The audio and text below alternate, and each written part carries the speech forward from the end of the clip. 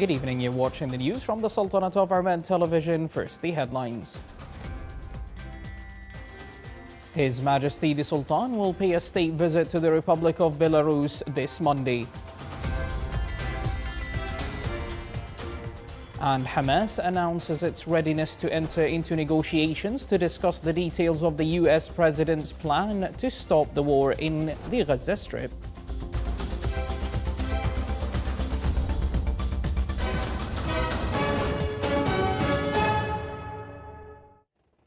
Welcome to our news center. Those were the headlines, and now for the news in detail.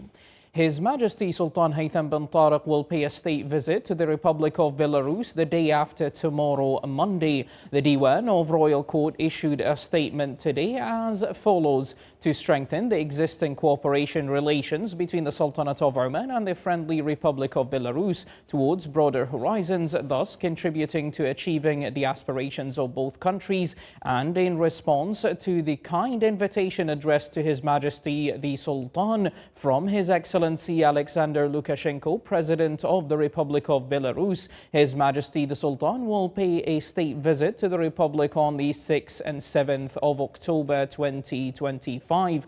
During His Majesty's royal visit, ways of cooperation and enhancing them between the two friendly countries in various fields will be discussed in a manner that serves common interests, in addition to consultation and coordination on current issues in the regional and international arenas. His Majesty the Sultan is accompanied during the visit by a high-level official delegation comprising His Highness Sayyid Shihab bin Tariq Al Saeed, Deputy Prime Minister for Defense Affairs, His Excellency Sayyid Khalid bin Hilal Al Busaidi, Minister of the Diwan of Royal Court, His Excellency General Sultan bin Muhammad Al Nu'mani, Minister of the Royal Office, His Excellency Sayyid Badr bin Hamad Al Busaidi, Foreign Minister, His Excellency Dr. Hamad bin Saeed Al Aufi, Head of the Private Office, His Excellency Abdul Salam bin Muhammad Al Murshidi, Chairman of the Oman Investment Authority, His Excellency Qais bin Muhammad Al Yusuf, Minister of Commerce, Industry and Investment Promotion,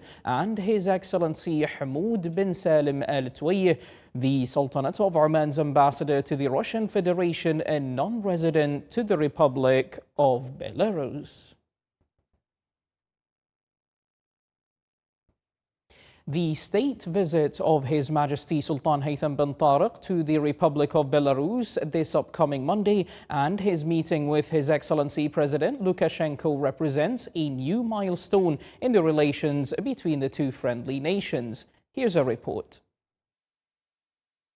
Relations between the Sultanate of Oman and the Republic of Belarus have witnessed continuous development and reapproachment since their diplomatic establishment on July 23, 1992. The official visit of the President of Belarus to Oman in December 2024 marked a stage for enhancing cooperation and partnership between the two friendly countries. In terms of trade exchange, base metals and their manufacturers, along with electrical machinery and equipment, topped the list of imported goods. Imports of precision instruments and appliances, particularly in optics, photography, medicine, and surgery, also featured prominently, clearly indicating support for technical and health sectors. Regarding exports, plant-based products held a significant position, reflecting the diversity of local production and the enhancement of its competitiveness in regional and global markets. Relations between Oman and Belarus have seen significant developments in recent years, evidenced by several high-level visits. In October 2024, high-level talks were held between officials of both countries in Muscat, resulting in the signing of 3 memoranda of understanding for cooperation in competition protection, monopoly prevention, consumer protection, and information exchange in the securities market. Oman and Belarus have previously signed several agreements, such as those on air transport services to regulate operational and technical aspects of air services between the two countries, encouragement and protection of investment, economic and commercial cooperation, a memorandum of understanding for political consultations, double taxation avoidance, visa waiver for holders of diplomatic, special and official passports, and cooperation between chambers of commerce and industry. Belarus possesses an advanced industrial base and extensive expertise in technology and agriculture, aligning with Oman's goals for economic diversification. The upcoming phase will witness joint projects supporting Oman's position as a regional economic center, whether through manufacturing industries, investment in modern technology, or enhancing food security, alongside developing medical tourism, which has become a promising sector in Belarus, opening vast prospects for Omani investors.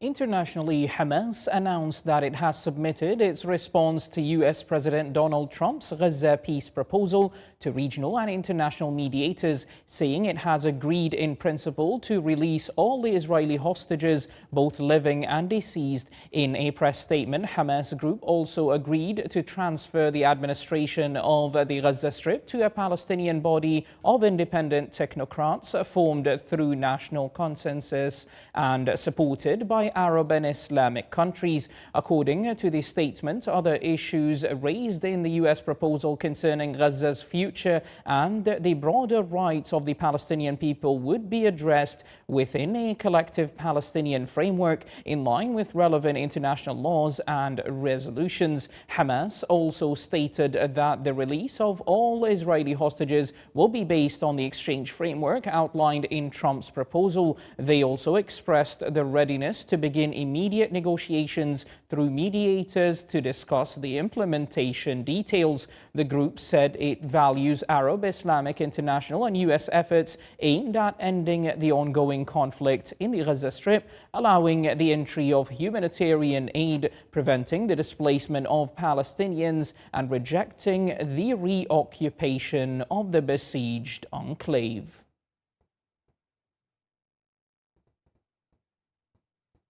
Director General of the International Atomic Energy Agency, Rafael Grossi, called on both Ukraine and Russia to demonstrate the necessary political will to preserve the safety of the area surrounding the Zaporizhzhia nuclear power plant. The plant, the largest in Europe, relies on generators for its cooling system as the conflict prevents necessary repairs to the power supply. The two sides traded accusations of compromising nuclear safety. Russian President Vladimir Putin warned Ukraine that it was playing a dangerous game by launching strikes near the plant, while the Ukrainian foreign minister accused Moscow of deliberately cutting the electrical connection to connect the plant to its own electricity grid. Still to come in our news bulletin. The Royal Opera House Muscat opens its new season with the world-class opera Sinbad, the Omani Sailor.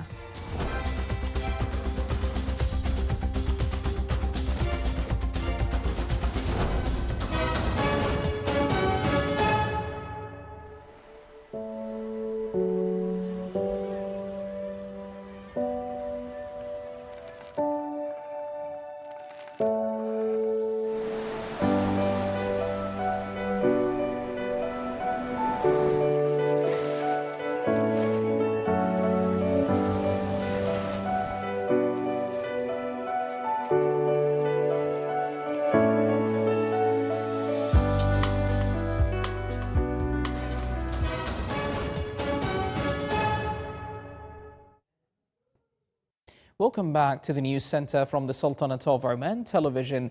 The latest satellite images and analysis from the National Multi-Hazards Early Warning Center indicates that Tropical Storm Shakti is centered in the northeastern Arabian Sea, with wind speeds around the center estimated at 45 to 55 knots. The storm's center is located 400 kilometers from Ras Al Had. Forecasts indicate that the storm will continue moving south southwest towards the central Arabian Sea, with wind speeds around the center expected to be active at 55 to 65 knots. There is a chance it could develop into a Category 1 cyclone. The center of the tropical cyclone is expected to be 200 to 300 kilometers from the coasts of the Sultanate of Oman before gradually deviating eastwards towards the Indian territory from Sunday evening to Monday early morning, with the tropical cyclone gradually weakening and decreasing. The tropical condition is accompanied by indirect effects on the Sultanate of Oman, including the flow of clouds over the coastal areas of the South, Al-Sharqiyya and Al-Wusta governorates, which may lead to limited scattered rainfall, with wave levels rising from 2 to 3.5 meters and seawater extending into low-lying areas and creeks coinciding with periods of high tide on the coasts of South Al-Sharqiyya, Muscat and Al-Wusta governorates. Royal Oman Police, represented by the Directorate General of Inquiries and Criminal Investigation, revealed a 50% increase in cyber fraud crimes committed in the Sultanate of Oman during the first half of 2025. This increase is attributed to the acceleration of technological development and the spread of advanced criminal methods using artificial intelligence and deep fakes, where fake commercial and real estate advertisements and websites are created to mimic official platforms and steal data. The Royal Oman Police calls on everyone to exercise caution, refrain from sharing personal data, and immediately reporting any fraud attempt.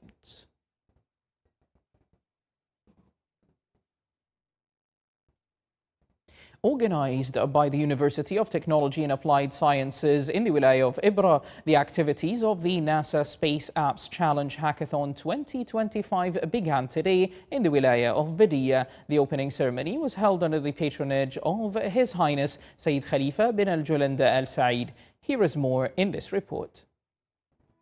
In the heart of the Wilaya of Bidiyah in North Al-Sharqiyya Governorate, where golden sand dunes meet open skies, science found a new voice and innovation took flight. Organized by the University of Technology and Applied Sciences in Ibra, the fourth edition of the NASA Space Apps Challenge Hackathon gathered more than 600 participants from across Oman and beyond to test their ideas against some of the world's most pressing scientific challenges. We are delighted at University of Technology and Applied Sciences Ibra to host Hackathon NASA for the third consecutive year. The aim of the hackathon actually to gather students, professionals, and those who are interested in space exploration together today here to use their technical and critical thinking skills to find solutions and actually innovative solutions for challenges encountered by our Earth, including climate, sciences, technologies, and others. 85 teams made up of students, programmers, and researchers tackle 18 scientific challenges presented by NASA, using open data to design solutions that serve both Earth and space. Their work includes developing models for early warnings, educational tools, and awareness programs that bring complex science closer to daily life. We divide the work on all of us. So one of us gonna work on developing a web, and the other one gonna work on developing a new game, and that's what we're gonna do in this hackathon. Participating in this NASA hackathon has been a truly inspiring experience. It allowed me to learn and grow and gain new perspectives that will guide me in my future. This is a great chance for us to share our knowledge and experience to create a project that can solve some challenges that people face in their daily life. The two-day global event also features discussions on space technology, astronomy, and innovation, alongside an exhibition that showcases advanced research, software, and the achievements of previous editions, turning Bidiya into a meeting point for creativity, discovery, and the future of science. The NASA Space Apps Challenge Hackathon, a journey where Omani youth take their success stories to the global stage, shaping innovative solutions for the future of humanity. Reporting from the Wilaya of Bidiya, this is Saleh Bukhalfan al-Rahbi, North al-Sharqiyya, Governorate. Thank you, Saleh. The Royal Geographical Society in London hosted a lecture titled Oman, Jewel of Arabia, in which explorer Mark Evans and his team reviewed the details of their journey, which extended from Ras Al Had to Dhofar Governorate and took approximately 30 days. The event was presided over by His Excellency Badr bin Mohammed Al Mandari, Sultanate of Oman's ambassador to the United Kingdom and Northern Ireland. It gathered Omani youth with British travelers who are interested in environmental awareness and heritage. The Development Bank approved 464 agricultural loans worth 66,700,000 Omani riyals during the first half of 2025, with a 24% increase compared to the same period last year. The agricultural, fisheries and industrial sector portfolios account for the highest financing percentage at the Development Bank. The bank's financing of the agricultural sector is based on specific objectives aligned with the vision of the Ministry of Agriculture, Fisheries and Water Resources. This funding is provided by the Ministry through financing usufruct contracts, particularly for specialized agricultural projects. The bank also finances seasonal projects at a 3% interest rate, with the aim of enhancing the production efficiency of these farms. The Royal Opera House Muscat opened its new season with the world-class opera Sinbad the Omani Sailor. The show reimagines one of the voyages of the legendary Omani adventurer, promoting Oman's cultural heritage on the global scene. It is an artistic epic that gathered an elite of international creative personalities, harmonizing with Arabic voices and Omani musical traditional bands, as well as visualized scenes derived from Omani architecture.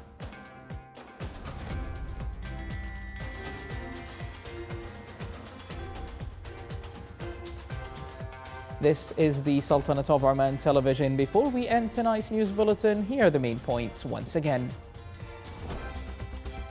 His Majesty the Sultan will pay a state visit to the Republic of Belarus this Monday. And Hamas announces its readiness to enter into negotiations to discuss the details of the US president's plan to stop the war in the Gaza Strip. With that, we do come to the end of tonight's news bulletin. From all of us here at the newsroom and the studios, it is good night and stay safe.